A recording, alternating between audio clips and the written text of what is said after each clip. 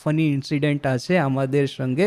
এই মহাপুরুষ মহারাজ তখন প্রেসিডেন্ট ছিলেন, আর বিজ্ঞান মহারাজ একবার এলাহাবাদ থেকে বেলুর মঠে এসেছেন।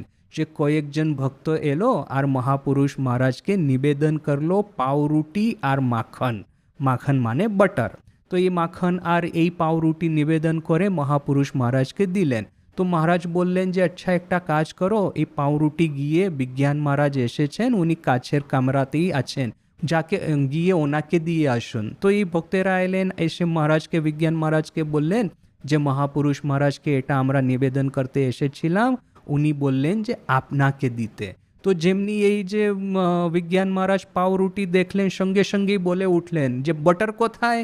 বাটার না থাকলে পাউরুটি খাবো কিসের সঙ্গে? উনি বালক স্বভাব তো এনারা, মানে খাবার কোনো এই লোভ নাই, শুধু বালক স্বভাব ভিতরে এই যে ও মানে ওই যে চাইল্ডিশনেস তো নেই, এই যে বালক ভাব, মধুর বালক ভাব ওনার ভিতরে যে প্রকট হচ্ছে, ওইটা দেখে সব ভক্তেরা মুগ্ধ হয়ে গেলেন। আর মহাপুরুষ মহারাজের কাছে গিয়ে বললেন যে মহারাজ বলেছেন যে বাটারও সঙ্গে সঙ্গে দিতে, না হলে উনি পাউরুটি খাবে কিসের সঙ্গে? তখন মহাপুরুষ মহারাজ বললেন আচ্ছা ঠিক আছে, এই বাটার তোমরা এনেছো, ওই গিয়ে ওনাকে দিয়ে আসুন।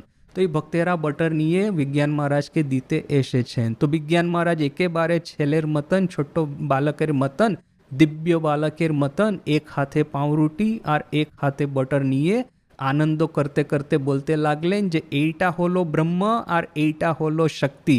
যেমন ব্রহ্ম আর শক্তি অভেদ এক সঙ্গেই থাকে, তেমনি এই পাউরুটি আর বাটার এটা দুটো অভেদ এক সঙ্গেই থাকে। তো এই দেখুন, যেমনি ব্রহ্ম ও শক্তি অভেদ, যেমনি বাটার আর পাউরুটি অভেদ, তেমনি ঠাকুরের নাম আর ঠাকুরের বাণী অভেদ।